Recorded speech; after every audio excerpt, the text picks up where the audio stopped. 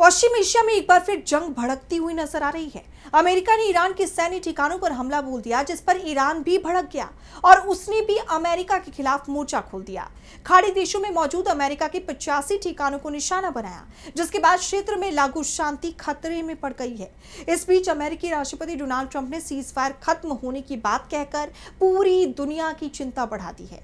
तो क्या Iran America में फिर छिड़ने वाली है जंग? जानेंगे इस रिपोर्ट में। पश्चिम एशिया में एक बार फिर हालात बिगड़ते दिखाई दे रहे हैं। ईरान और अमेरिका आमने सामने आ गए हैं। दोनों की तरफ से एक दूसरे पर ताबड़तोड़ हमले किए गए हैं, जिसके बाद पहले अमेरिकी सेना ने ईरान के एयर डिफेंस सिस्टम, कमांड और कंट्रोल नेटवर्क, तटीय रडार साइटों, एंटी शिप मिसाइल क्षमताओं और इस्लामिक रिवॉल्यूशनरी गार्ड कोर की 60 से ज्यादा छोटी नावों पर हमला किया। अमेरिकी सेंट्रल कमांड का कहना है कि ये हमले हॉर्मुज स्ट्रेट में व्यापारिक जहाजों को निशाना बनाने के जवाब में किए गए।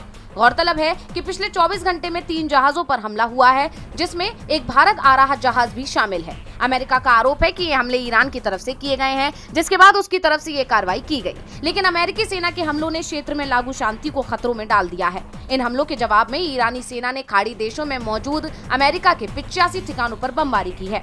ईरानी सेना इस्लामिक रिवॉल्यूशनरी गार्ड कोर यानी IRGC ने बताया कि हमने ईरान के दक्षिणी प्रांतों पर हुए हमलों के जवाब में बहरीन और कुवैत में स्थित 85 अमेरिकी सैन्य ठिकानों को निशाना बनाया। हमने देश के दक्षिणी हिस्से में अमेरिका के MQ-9 ड्रोन को मार गिराया है। बहरीन में अमेरिकी 5th फ्लीट बेस शेख ईसा एयर बेस पर अमेरिकी सेना पर ड्रोन हमला किया। कुवैत में अली अल सलेम एयर बेस को भी निशाना बनाया गया है।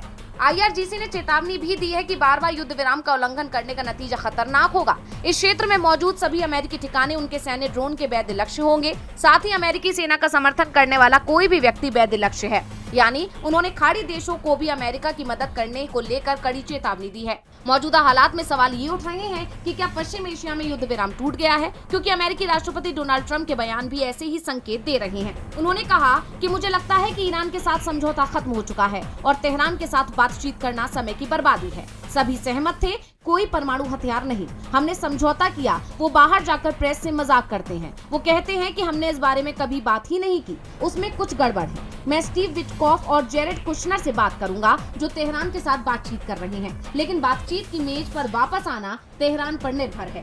ट्रंप ने संघर्ष का हल निकालने के लिए कूटनीति का सहारा लेने के बजाय अपनी मनमानी करने की इच्छा जताई, जिसके बाद इजरायली सेना के कमांड सेंटर्स में लाइटें जल चुकी हैं और फाइटर जेट्स के पायलटों को हाई अलर्ट पर रहने का हुक्म दे दिया गया है। हालात बिगड़ते देख European union aviation safety agency ने एयरलाइंस कंपनियों के लिए ईरान और इराक की एयर स्पेस से उड़ान न भरने की अपनी सलाह को 31 अगस्त तक बढ़ा दिया है। ऐसे में अमेरिका ईरान की पीस डील पर संशय और गहराता जा रहा है, क्योंकि अगर दोनों देशों में दोबारा जंग छिड़ती है तो इसका असर पूरे देश पर पड़ना तय माना जा रहा है। अभी से तेल की कीमतों में 6% की उछाल आ गया है। ब्रेंट क्रूड की कीमत 6% बढ़कर $78 प्रति बैरल हो गई है, जिसका असर तमाम देशों पर पड़ना तय है। खासतौर पर भारत जैसे देशों में जो तेल निर्यात पर निर्भर हैं, यहाँ पहले से ही पेट्रोल डीजल की कीमतों में आग लगी हुई है और अब जनता पर महंगाई का बोझ और बढ़ना तय माना जा रहा है, क्योंकि जंग के हालात में हॉर्मुज स्ट्रेट फिर ब्लॉक हो जाएगा। इस रास्ते से गुजरने वाले जहाजों की सुरक्षा खतरे में पड़ जाएगी, जिसके असर वैश्विक अर्थव्यवस्था पर पहले ही देखा जा चुका है।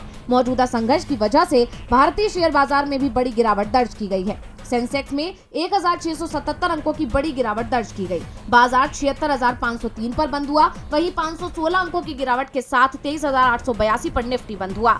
वहीं यूरोपीय शेयर बाजार में 1.6% की गिरावट दर्ज की गई। ऐसे में पश्चिम एशिया के हालात पर पूरी दुनिया की नजरें टिकी हुई हैं।